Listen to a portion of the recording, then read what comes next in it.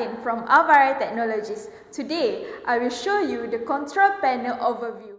First thing first, what you need to do is, as you can see here at the side of the panel, you can see the sidebar. So click on it and you can see there's a several icon here.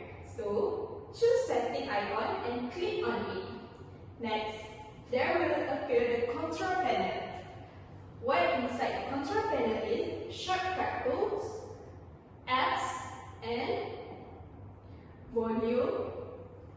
Also, the brightness panel.